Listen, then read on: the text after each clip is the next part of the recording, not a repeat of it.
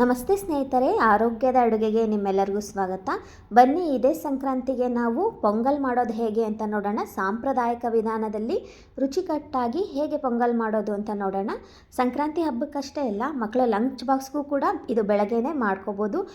ತುಂಬ ಸುಲಭ, ಸಮಯ ಕೂಡ ಜಾಸ್ತಿ ಬೇಕಾಗೋದಿಲ್ಲ, ಬೇಗನೆ ಆಗೋಗುತ್ತೆ. ಹೆಸರುಬೇಳೆ ಖಾರ ಪೊಂಗಲ್ನ ಹೇಗೆ ಮಾಡೋದು ಅಂತ ನೋಡೋಣ ಬನ್ನಿ.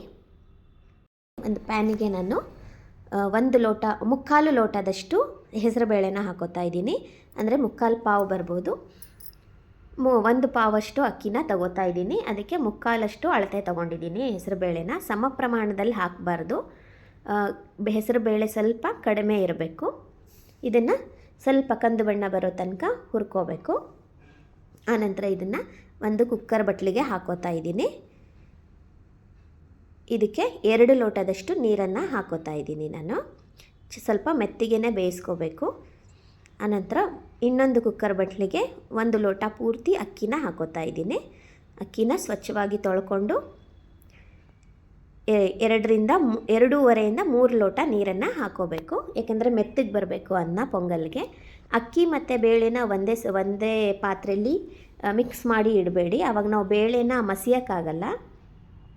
ಆನಂತರ ಇದಕ್ಕೆ ಒಂದು ಮಿಕ್ಸಿ ಜಾರ್ಗೆ 2 ಚಮಚದಷ್ಟು ಮೆಣಸುಕಾಳನ್ನ ಹಾಕೋಬೇಕು.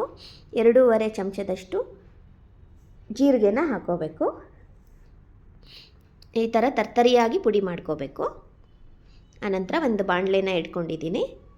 ಇದಕ್ಕೆ ತುಪ್ಪ ಅಥವಾ ಎಣ್ಣೆನ ಹಾಕೋಬೋದು. ಎಣ್ಣೆನ ಹಾಕ್ಕೊಂಡಿದ್ದೀನಿ ನಾನು. 5ರಿಂದ 6 ಚಮಚದಷ್ಟು ಎಣ್ಣೆನ ಹಾಕೋಬೇಕು. ಎಣ್ಣೆ ಕಾದ್ಮೇಲೆ ಇದಕ್ಕೆ ಮೊದಲಿಗೆ ಸಾಸಿವೆ ಹಾಕೋಬೇಕು. ಆನಂತರ ಶೇಂಗಾ ಬೀಜನ ಹಾಕೋತಾ ಇದ್ದೀನಿ. 1 ಹಿಡಿಯಷ್ಟು ಶೇಂಗಾ ಬೀಜನ ಹಾಕೋತಾ ಇದ್ದೀನಿ. 2-3 ಒಣಮೆಣಸಿನ್ಕಾಯಿನ ಹಾಕೋತಾ ಇದ್ದೀನಿ. ಶೇಂಗಾ ಬೀಜ ಇದರಲ್ಲಿ ಚೆನ್ನಾಗಿ ಫ್ರೈ ಆಗಬೇಕು.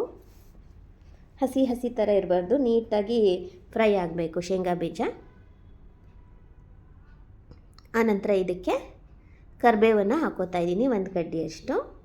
2 ಚಿಟಿಕೆಯಷ್ಟು ಇಂಗನ್ನು ಹಾಕೋಬೇಕು. ಇಂಗಿನ ಪರಿಮಳ ತುಂಬ ಚೆನ್ನಾಗಿ ಬರುತ್ತೆ. ಇಲ್ಲಿ ಹಾಕೋದು ಮಿಸ್ ಆಗಿದೆ ವಿಡಿಯೋ. ಇಂಗನ್ನು ಹಾಕ್ಕೊಳ್ಳಿ. ಆನಂತರ ಪುಡಿ ಮಾಡಿ ಇಟ್ಕೊಂಡಂಥ ಮೆಣಸು ಮತ್ತು ಜೀರಿಗೆ ಪುಡಿನ ಹಾಕೋಬೇಕು. ಆನಂತರ ಅರ್ಧ ಒಣಕೊಬ್ಬರಿ ಬಟ್ಲನ್ನು ತುರಿದಿಟ್ಕೊಂಡಿದ್ದೀನಿ. ಒಣಕೊಬ್ಬರಿನ ಹಾಕ್ಕೊಂಡು ಕೂಡ ಸಣ್ಣ ಊರಿನಲ್ಲಿ ಸ್ವಲ್ಪ 1 ನಿಮಿಷಗಳ ಕಾಲ ಫ್ರೈ ಮಾಡಬೇಕು. ಒಣಕೊಬ್ಬರಿ ಹಾಕಿದಷ್ಟು ರುಚಿಯಾಗಿರುತ್ತೆ. ಆನಂತರ ಅರಿಶಿನ ಪುಡಿ ಹಾಗೂ ರುಚಿಗೆ ತಕ್ಕಷ್ಟು ಉಪ್ಪನ್ನು ಹಾಕಿ ಸರಿಯಾಗಿ ಮಿಕ್ಸ್ ಮಾಡ್ಕೋಬೇಕು.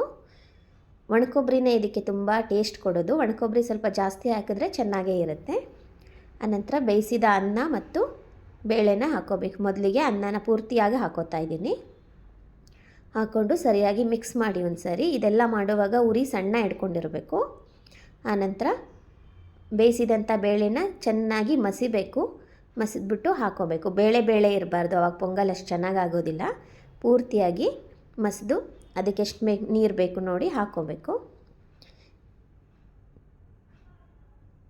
ಬೇಳೆಗೂ 1 ಲೋಟ ನೀರು ಜಾಸ್ತಿ ಹಾಕ್ಕೊಂಡಿದ್ದೀವಿ. ಅಕ್ಕಿಗೂ 1 ಲೋಟ ನೀರು ಜಾಸ್ತಿ ಹಾಕಿದ್ದೀವಿ. ಈಗೂ ಕೂಡ 1 ಲೋಟ ನೀರು ಹಿಡಿಯುತ್ತೆ ಇದು ನೋಡಿ. ಈ ಹದದಲ್ಲಿ ಇರಬೇಕು ಪೊಂಗಲ್ ಅಂದರೆ ನೋಡಿ. ಇವಾಗ ಇದನ್ನು ಸರಿಯಾಗಿ ಒಂದು 5 ನಿಮಿಷಗಳ ಕಾಲ ಪೂರ್ತಿಯಾಗಿ ಕುದಿಸ್ಬೇಕು. ಆವಾಗ ಎಲ್ಲ ಕಡೆ ಚೆನ್ನಾಗಿ ಮಿಕ್ಸ್ ಆಗುತ್ತೆ. ಒಂದು 5 ನಿಮಿಷ ಕುದಿಸಿ ತೆಗೆದರೆ ಆಯಿತು. ಪೊಂಗಲ್ ಇವಾಗ ರೆಡಿಯಾಗಿದೆ. ಬಿಸಿ ಬಿಸಿ ಪೊಂಗಲ್ ರೆಡಿಯಾಗಿದೆ.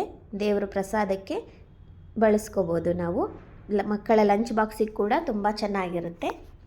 ನೀವು ಈ ವಿಧಾನದಲ್ಲಿ ಒಂದು ಸರಿ ಪ್ರಯತ್ನ ಮಾಡಿ. ರುಚಿ ಹೇಗೆ ಬಂತು ಅಂತ ಕಮೆಂಟ್ಸ್ ಮಾಡಿ ಹೇಳೋದನ್ನು ಮಾತ್ರ ಮರಿಬೇಡಿ. ಇದೇ ಥರದ ಆರೋಗ್ಯಕರ ಅಡುಗೆಗಳಿಗಾಗಿ ನನ್ನ ಚಾನಲನ್ನು ಸಬ್ಸ್ಕ್ರೈಬ್ ಮಾಡಿ. ಮತ್ತೆ ಇನ್ನೊಂದು ಆರೋಗ್ಯದ ಅಡುಗೆಯೊಂದಿಗೆ ನಿಮ್ಮನ್ನೆಲ್ಲ ಭೇಟಿಯಾಗ್ತೀನಿ. ಅಲ್ಲಿವರೆಗೂ ನಮಸ್ಕಾರ. ಈ ವಿಡಿಯೋ ನೋಡಿದ್ದಕ್ಕಾಗಿ ನಿಮ್ಮೆಲ್ಲರಿಗೂ ಧನ್ಯವಾದಗಳು.